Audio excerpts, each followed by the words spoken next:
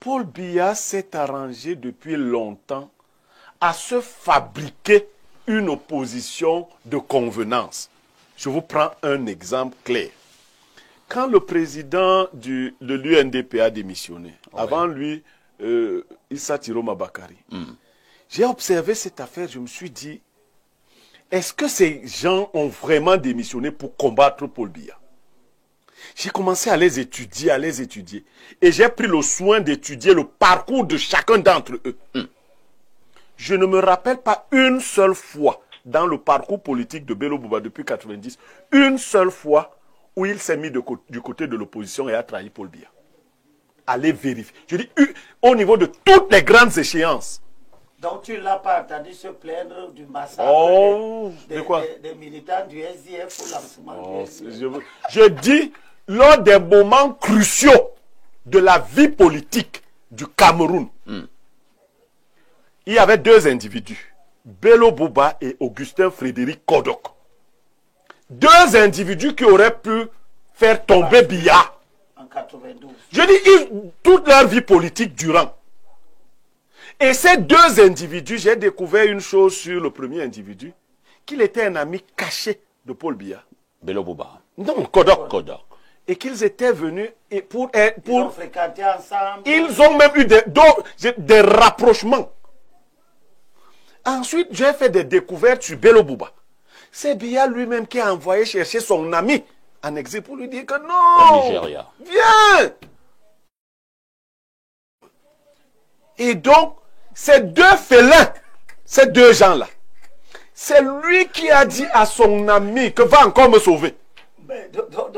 Attendez un peu. Vous voulez faire comprendre, Blériot, vous voulez faire comprendre que ce que Bello vient de faire là, en démissionnant du gouvernement, en étant candidat à la présidentielle, c'est encore un bon arrangement avec le président de la République? Je vous assure, c'est un arrangement avec son frère, son grand frère.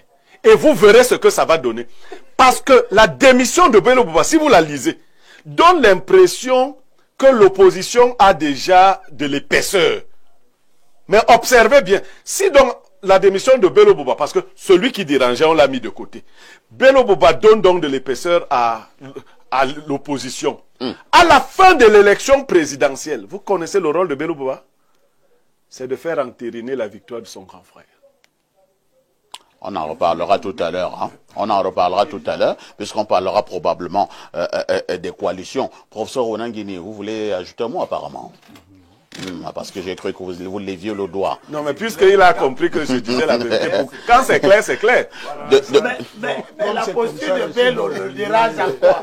La posture de Bello. Là maintenant, insister pour que le professeur Onang ne dise un mot. Non, il ne dit la posture de Bello. Qu'il frappe sur Bello. Non, nous ne parlons pas encore de Bello. Nous parlerons de Bello tout à l'heure. Il y a tout un sujet sur les coalitions. Nous en parlerons tout à l'heure. Mais je préfère que vous disiez encore un mot sur l'Organisation des Nations Unies. Pour certains sur ce plateau, cette Organisation des Nations Unies ne nous a jamais véritablement défendus, ou alors n'a jamais défendu le bas peuple au Cameroun. Je ne sais pas si son travail... C'est un jeu. Son travail, c'est de défendre le bas peuple, comme vous dites. Son travail, c'est de faire une évaluation des droits de l'homme. Maintenant, cette évaluation des droits de l'homme, elle doit se fonder sur une méthodologie standard, applicable à toutes les situations dans lesquelles on peut considérer que les droits de l'homme sont mis en question. Au Cameroun, professeur? Les droits de l'homme ne sont jamais respectés de manière absolue dans quelque pays que ce soit. Donc, quel que soit le niveau de... Mais pour le cas du Cameroun, apparemment, c'est pire. Attendez, c'est vous qui estimez que c'est pire. Le Cameroun n'est pas un enfer. Maintenant, on peut, dans un certain nombre de situations, constater qu'il y a des problèmes qui relèvent effectivement de la mise en question des droits de l'homme. Mais ça, c'est courant dans l'exercice. Dans un pays où les droits de l'homme ne seraient pas vraiment respectés, comment on va juger ce régime? Pardon? Dans un pays où les droits de l'homme ne seraient véritablement pas respectés, comment on jugerait le régime en question? Vous êtes dans la conjecture. On juge le régime en fonction de l'axiologie qui commande l'évaluation des droits de l'homme. Le professeur a estimé tout à l'heure que nous sommes dans un régime militaire. Et il a expliqué. Oh, bon, vraiment, les typologies politologiques du professeur Kouvondo sont à revoir. Je ne sais pas ce qu'il entend, en l'occurrence, par régime militaire. Bon, je pense... C'est un régime où il y a beaucoup de militaires. Non, non, non. Non, c'est pas ça un régime. C'est pas ça un régime militaire. Et avec un militaire en permanence. Ce n'est pas ça. Un militaire en Guinée, mais qui semble très apprécié par tout le monde, qui disait que l'image, la Guinée nous parle. Mais c'est un régime militaire, c'est un coup d'État. Très bien. Et là-bas, on est en train de fermer la porte à tous les partis politiques, y compris de l'opposition. Il faut donc que les gens tirent les leçons. Pensez-vous que ce soit du peuple? On ne peut pas penser que partir de la présidence de la République à la suite d'une élection, c'est d'avoir subi un quelconque préjudice. Alors, si vous parlez de coalition, moi je crois que je vous avais aligné des noms. Vous avez aligné des noms. Je peux dire, on peut convertir ça en chiffres. Hein. Ouais. On peut convertir les noms en chiffres. 82, 77, 73 et 71. Quand j'ai vu les noms que vous avez alignés, j'ai pris dans l'ordre. Vous voulez faire allusion à quoi? À leur âge? Alors, quand vous avez aligné ces chiffres que je viens d'aligner, ces noms et ces chiffres que je viens d'aligner, vous voyez que dans votre propre affaire, vous venez d'écarter naturellement une bonne partie du peuple. Une bonne partie du peuple, parce que quand vous parlez de coalition, et qu'on voit ces chiffres que je viens d'aligner, à la place des noms que vous-même vous avez alignés, il y a que la jeunesse n'y est pas. Il y a les jeunes générations qui ne se reconnaîtront pas à ce niveau-là. Parce qu'il y a aussi des candidats jeunes sur la scène. Est-ce que la coalition veut dire les anciens caciques ou les caciques de la scène politique, ou alors les caciques, membres du gouvernement ancien comme présent? Ou alors, la coalition, c'est une coalition de ce qu'on a appelé jusqu'ici des grands partis politiques. Parce que c'est les noms que vous avez, je convertis non seulement en chiffres, mais en termes de partis politiques et en termes de génération. Alors voilà le problème que moi je pose ici. Si c'est cette coalition-là, alors je réponds à votre question. Elle ne fera rien du tout. Elle ne fera rien du tout. Et comme on parle de faire du mal à Paul Biya, elle ne fera aucun mal à Paul Biya. Parce qu'en fait, il faut donc se poser des questions. Pourquoi une coalition devrait se faire de cette façon à l'insu ou en marge des jeunes générations? C'est vrai, nous autres, ma candidature n'y est pas, mais il y a des candidats jeunes qui sont sur la scène. On n'a pas interdit aux jeunes qui sont en compétition de se mettre ensemble. Hein. Non, vous avez posé un sujet, je veux rester dans votre sujet. Bien entendu. Vous avez choisi des noms. Oui. Et je dis, voilà les noms, ce qu'ils représentent, les noms que vous avez choisis. Il n'y a aucune génération qui soit la nôtre dans cette coalition. Et si vous pensez faire une coalition, la coalition suppose que on met ensemble toutes les énergies, on met ensemble toutes les générations, on met ensemble tous les savoirs et toutes les éloquences politiques nationales pour être représentatifs de ce que le peuple attend. Ça veut dire que là, nous sommes dans une génération qui est celle du président de la République et qui justement va encore nous imposer quelque chose comme on ne veut pas en octobre. Alors pour entrer au fond, quand vous dites prenons un à un, je crois que M. Blériot a commencé un décortiquage tout à l'heure. Mais je vais commencer. Oui, vous avez dit Bello. Bello n'est pas seulement l'ami du président. Bello, c'est le frère du président. Ah bon? Je dis bien que c'est le frère du président. Quand je dis frère, ce n'est pas frère de sang, forcément. C'est des enfants du président Ahidjo.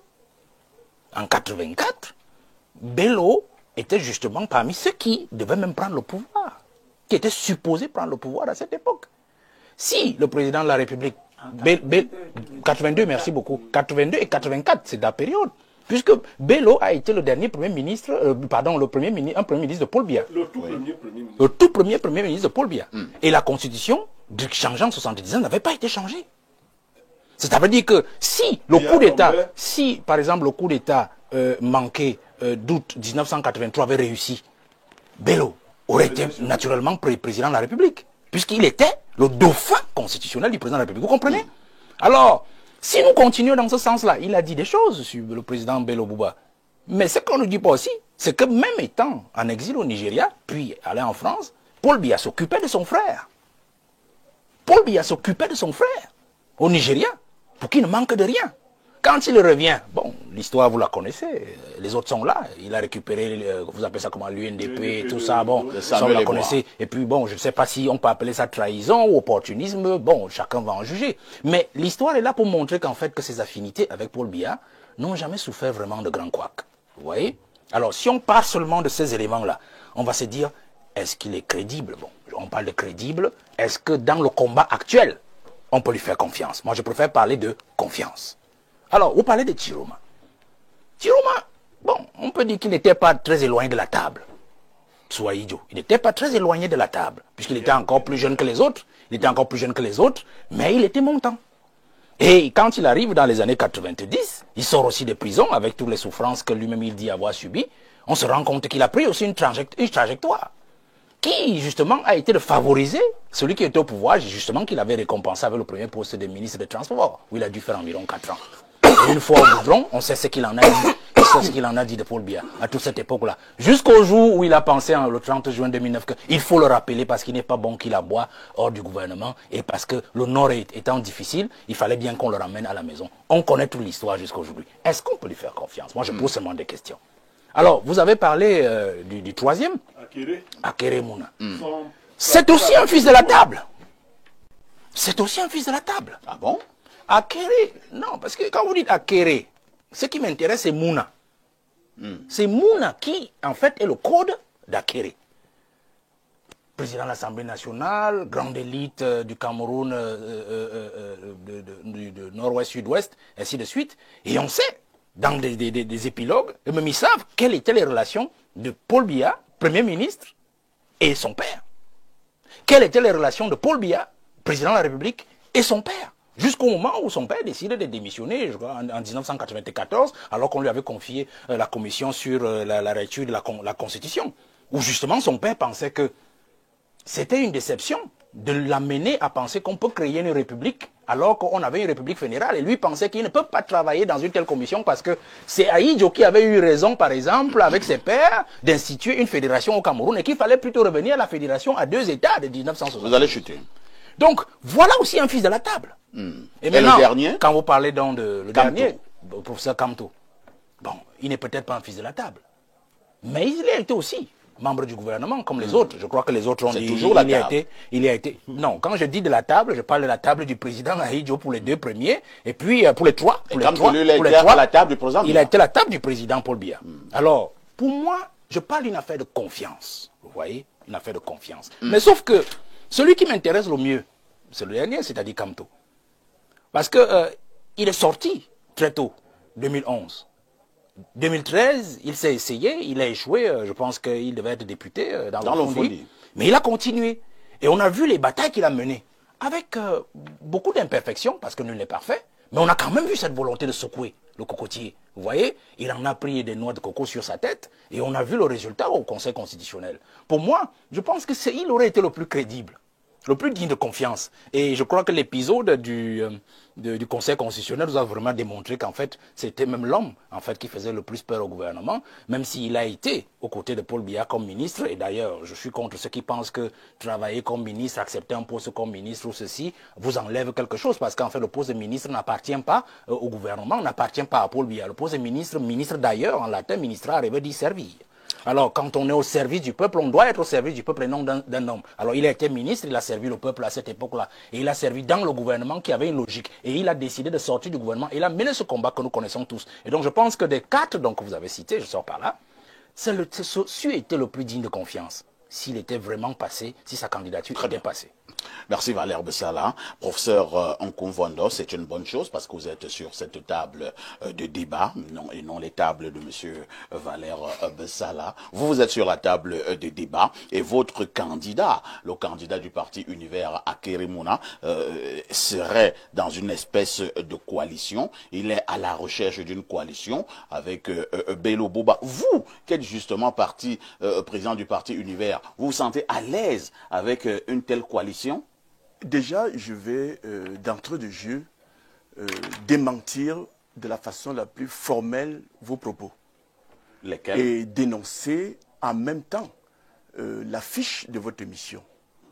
Vous voulez donner l'impression aux électeurs, aux Camerounais, à la République, qu'il y aurait une coalition en préparation entre Bello Boba, Chiroma, Kamto et Akere Mouna. Le leader du parti Univers, puisque c'est le parti Univers qui porte la candidature de Maître Akere Mouna, le dit de la façon la plus formelle que il n'y a aucune coalition se dessinant avec les 4 noms que vous venez de citer.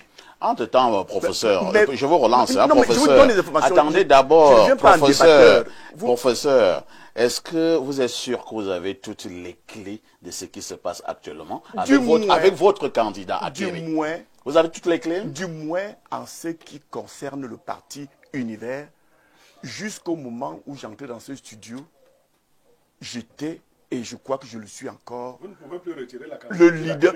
Mais laissez-moi parler. Ça veut dire que quoi? Cela veut dire que quoi? Que s'il y a une alliance dans la nature, de la nature, vous voulez décider là, ce ne sera pas avec le parti Univers.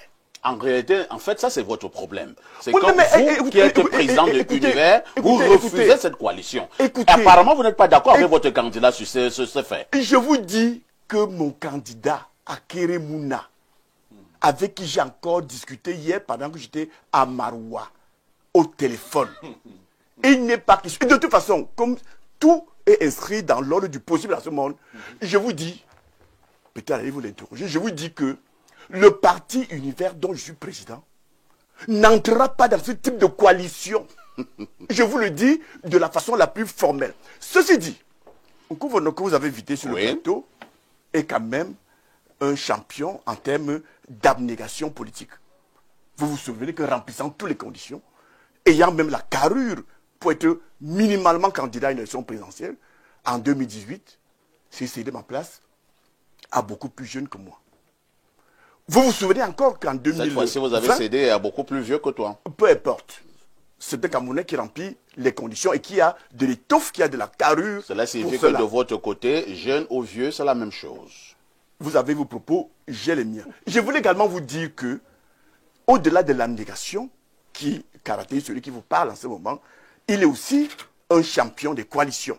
Parce que chaque fois, le parti Univers est allé à l'élection présidentielle dans le cadre d'une coalition. Et je sais qu'en ce moment, le candidat Akéri Mouna est effectivement dans une coalition.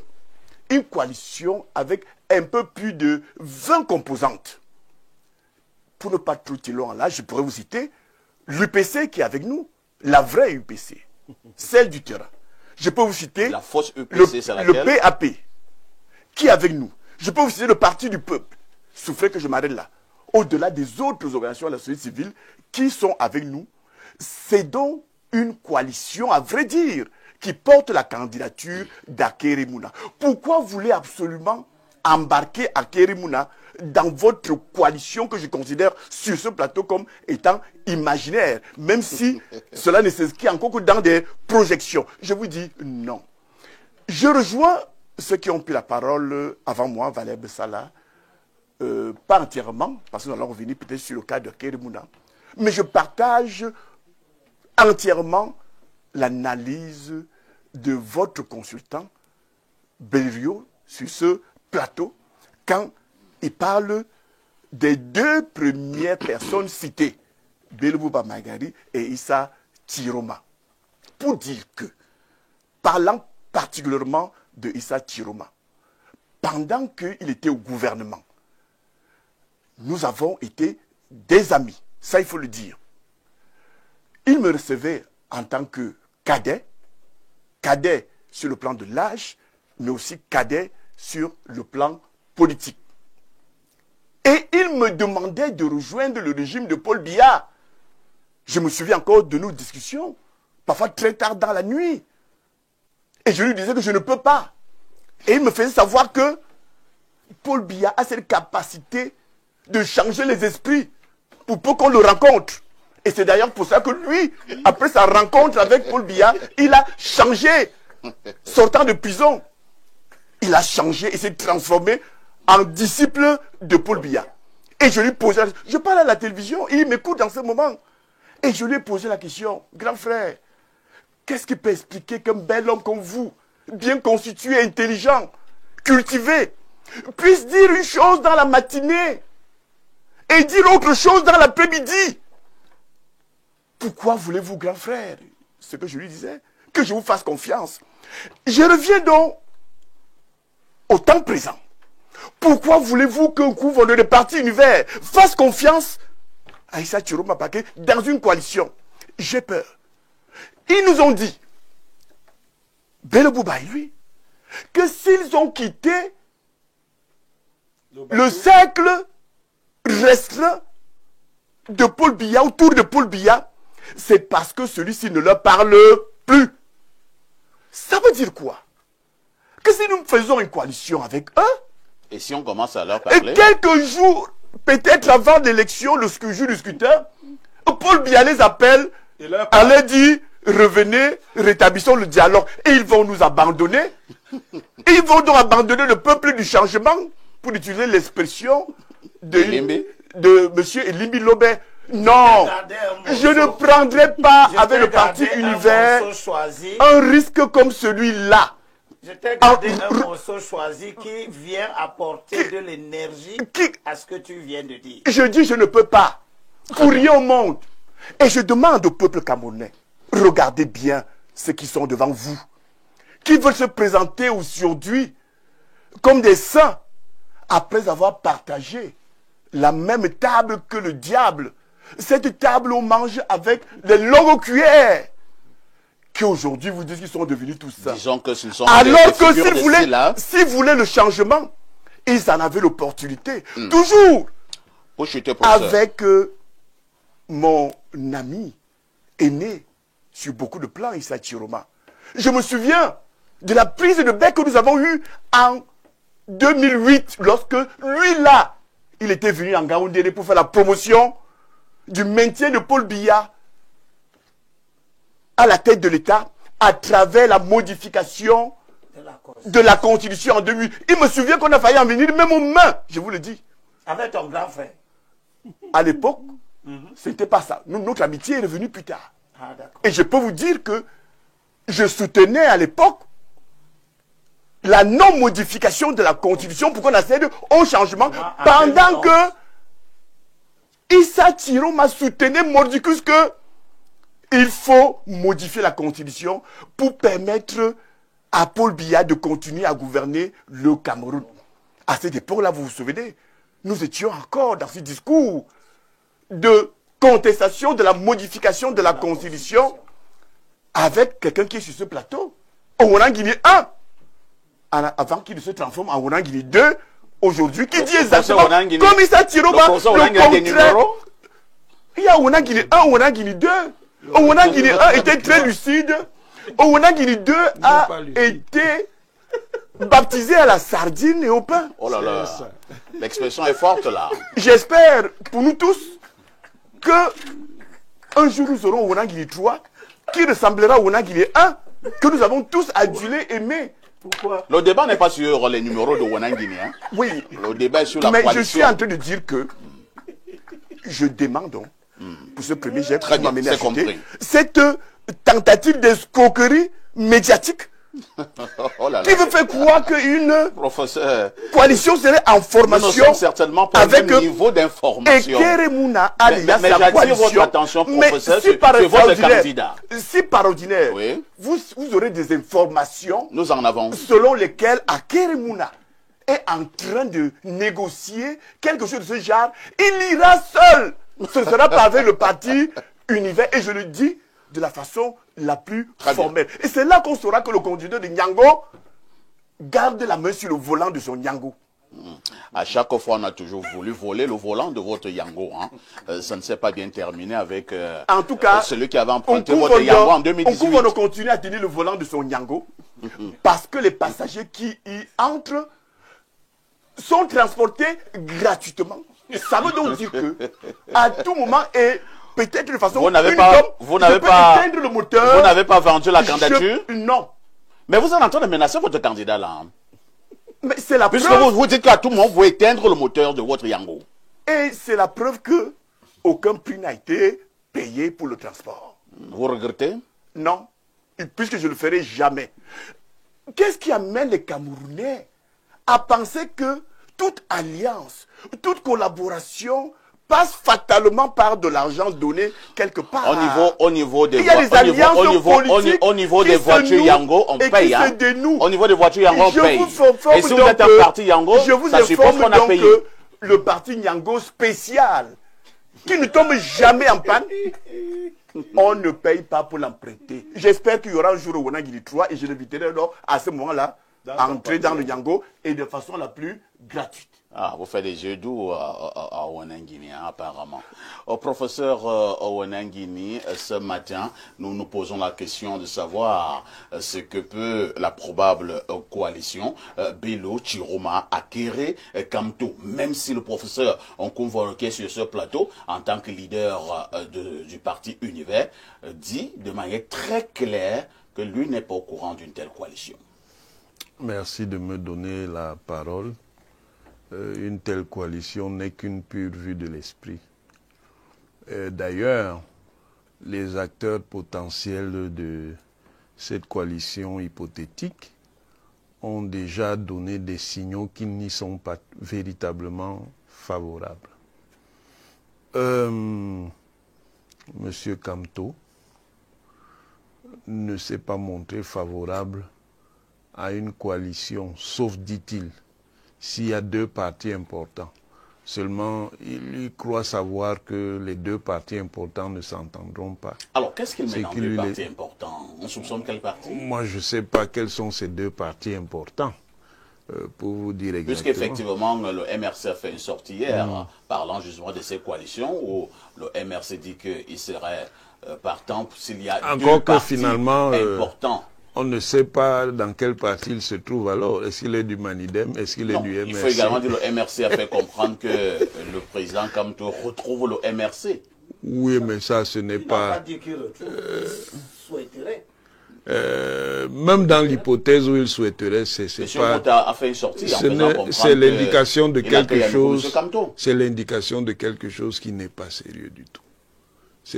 Ça veut dire donc qu'il est allé au Manidem, s'il est allé, parce qu'en fait ce n'est même pas démontré qu'il soit véritablement allé au Manidem, en ayant quitté le MRC dans les formes requises par la loi. Finalement, le professeur Kamto est dans quel parti en ce moment? C'est ça. Il est il est dans un entre-deux. Bon, pour ce qui concerne le Yango, que ce soit le Korokoro Yango ou le Popo Yango, le Yango, on paye toujours. Pour entrer dans le Yango, il faut les dos. Il faut les dos. Le Yango, ça se paye toujours. Il y a une transaction. J'espère, monsieur Wanangini, que si je vous poursuis... Ah, mais voilà, mais là, il me poursuit.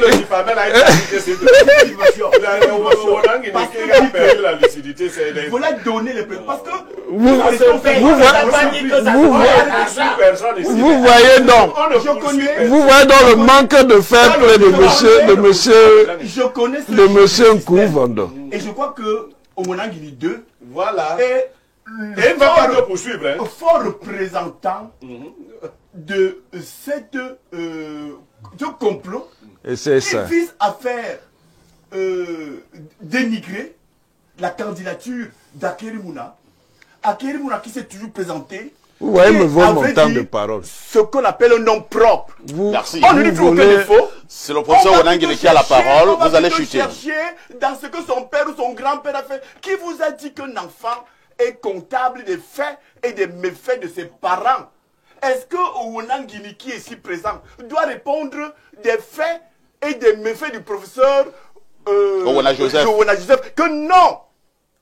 Que non! Remettez-moi ma parole. Je suis en train de dire que Wanangini, il est représentant. Il est représentant de cette mafia étatique qui tient absolument... Là, c'est pas la diffamation. Voilà. Qui tient... Là, c'est pas la diffamation. Qui tient absolument... Professeur, on va remettre la parole au professeur Wanangini. On vous a suivi, professeur Nkouvando. Il a emprunté un Yango de l'argent.